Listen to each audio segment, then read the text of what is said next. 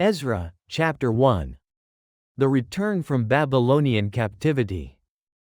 In the first year of his reign, King Cyrus of Persia issued a historic decree. He issued a decree, return to Jerusalem, and rebuild the ruined temple. King Cyrus commanded active support for the temple construction. Those who remained in the area supported those returning with silver, gold, etc. The heads of the families of Judah and Benjamin finally rose up and set out for Jerusalem. The precious temple vessels that had been taken by King Nebuchadnezzar were also returned to Jerusalem. A total of 5,400 vessels, including 30 gold plates, 1,000 silver plates, and 29 swords, were returned to Jerusalem. These temple vessels were safely delivered to Sheshbazzar and taken to Jerusalem. At last, God's people were able to return to their homeland. The rebuilding of the ruined temple also brought new hope. Provided by the Bible History School. If you subscribe and set up notifications, you can receive one chapter of the Bible every day. Ezra, chapter 2. Those who returned from Babylon. Ezra chapter 2 records the list of those who returned from the Babylonian captivity. Those who returned to Jerusalem and Judah, in accordance with King Cyrus' decree, are historical evidence of God's grace and the restoration of the Israelite community. Under the leadership of leaders such as Zerubbabel and Nehemiah, 42,360 returnees returned to their homeland.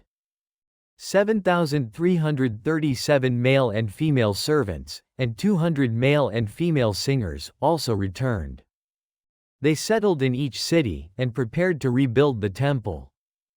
The list of people by clan and region reveals the diversity of the returnee community. The list of priests, Levites, and temple workers demonstrates the completion of the workforce needed to restore the temple service. The return from Babylonian captivity symbolizes God's mercy and grace of restoration. It also signifies a new beginning for the Israelites. Provided by the Bible History School. If you subscribe and set up notifications, you can receive one chapter of the Bible every day. Ezra, chapter 3. The temple construction begins. The Israelites returned from Babylonian captivity and settled in their respective cities. After 70 years of waiting, they gathered in Jerusalem in the 7th month, built an altar, and offered burnt offerings. The glory of Solomon's temple had faded, but worship resumed on the ruined site. The people faithfully offered sacrifices to God, according to the law of Moses.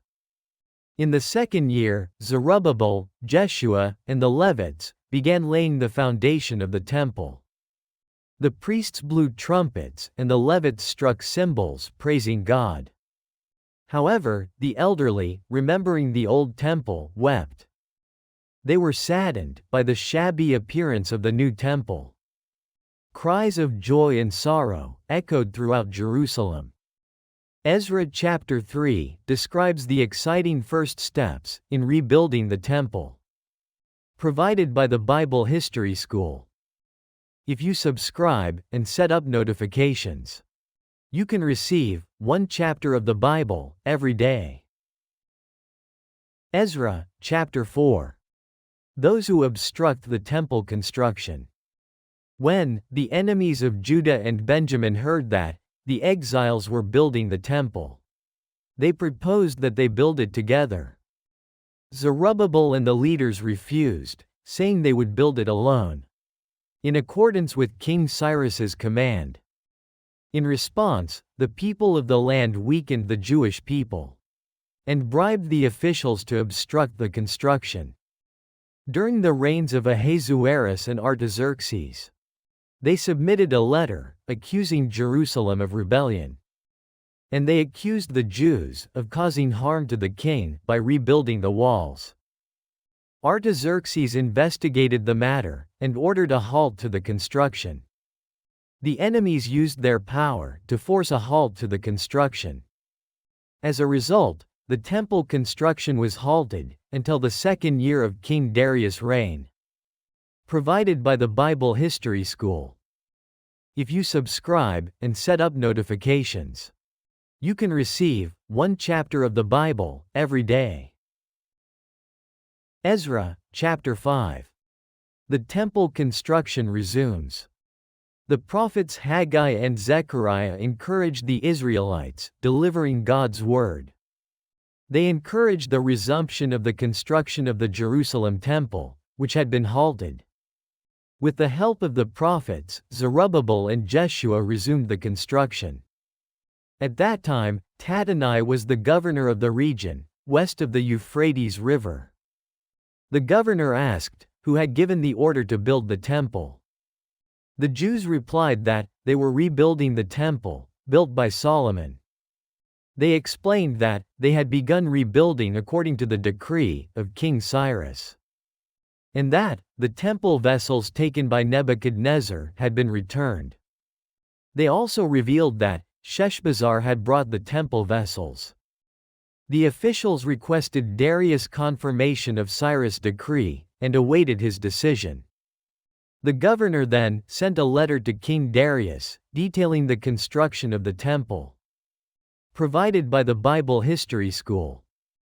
If you subscribe and set up notifications, you can receive one chapter of the Bible every day. Ezra, chapter 6. The decree of Cyrus and the decree of King Darius. King Darius ordered an investigation of the decree of King Cyrus. As a result, a decree of Cyrus was discovered in Babylon. This decree not only permitted the rebuilding of the temple in Jerusalem, but also provided full financial support for the construction. After confirming this decree, King Darius actively supported the construction of the temple. He warned that anyone who interfered with the construction would be severely punished. The Israelites accelerated the rebuilding of the temple. Thanks to King Darius' determination and support, the temple in Jerusalem was finally rebuilt. A dedication ceremony was held for the completed temple. The Israelites celebrated Passover, rejoicing in God's care. Provided by the Bible History School. If you subscribe and set up notifications, you can receive one chapter of the Bible every day. Ezra, chapter 7. Ezra arrives in Jerusalem. In the 7th year of the reign of King Artaxerxes of Persia, Ezra, a scholar well versed in the law of God, was staying in Babylon.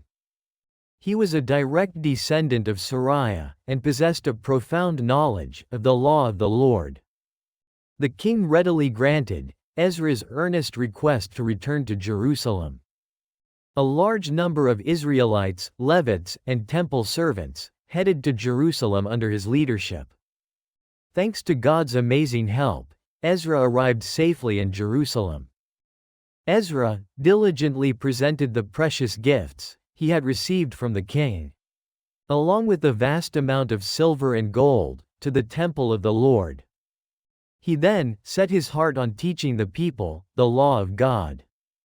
He studied the law of God deeply and practiced it thoroughly. Ezra resolved to clearly teach the Israelites God's ordinances. He restored temple worship and strengthened the people's spiritual leadership. Provided by the Bible History School. If you subscribe and set up notifications, you can receive one chapter of the Bible every day. Ezra, chapter 8. The people who returned with Ezra. The people of southern Judah had been taken captive by Babylon. But a decree from King Cyrus of Persia initiated their return. The first return, led by Zerubbabel, aimed to rebuild the temple. Ezra, who remained in Babylon, devoted himself to studying God's word. He appealed to King Artaxerxes and received permission to return to Jerusalem. Ezra discovered that there were no Levites in the Ahava River region. So, he sent messengers to bring in men to serve in the temple. Amidst the dangers of his journey back to Jerusalem, he did not seek help from the Persian army. Ezra fasted and prayed for God's help, and his prayer was answered. He entrusted the silver, gold, and vessels for the temple to the priests, who carefully transported them. Arriving in Jerusalem, they counted the offerings, presented them in the temple, and offered burnt offerings. When the king's decree was delivered to the governors, they assisted the people and the temple. Provided by the Bible History School. If you subscribe and set up notifications, you can receive one chapter of the Bible every day. Ezra, chapter 9. Ezra's prayer of repentance. Upon returning to Jerusalem, Ezra received the shocking news that the Israelites had intermarried with the surrounding Gentile peoples. This was a violation of God's law. He tore his clothes, pulled out his hair, and was overcome with grief. He felt that Israel's sins were so great that they reached heaven. Despite having suffered for the sins of their ancestors in the past, he was deeply devastated by the sight of his people sinning again. Ezra thanked God for his mercy and for allowing a remnant to rebuild the temple. He lamented that Israel would ultimately be unable to escape God's wrath. Ezra offered a fervent prayer of repentance to God. Those who feared God's word gathered around him in his grief. Ezra regarded the sins of his people as his own and earnestly sought God's forgiveness. Provided by the Bible History School. If you subscribe and set up notifications, you can receive one chapter of the Bible every day. Ezra, chapter 10. Casting out the foreign wife and her children. Ezra received the shocking news that the Israelites had intermarried with the surrounding pagan peoples. Ezra wept and prayed in repentance before the temple of God. The people resonated with his sincerity and gathered together in repentance. With tears in their eyes, they resolved to send away their foreign wives and their children. Shechaniah, representing the people, suggested to Ezra that they should now completely end their marriages to foreign women. The people followed his suggestion and swore an oath before God. Afterwards, they gathered in Jerusalem and thoroughly investigated those who had married foreign women. They meticulously compiled a list of their names. Despite their pain, the people resolved to put away their foreign wives and make a clean slate for their past sins. Provided by the Bible History School. If you subscribe and set up notifications, you can receive one chapter of the Bible every day.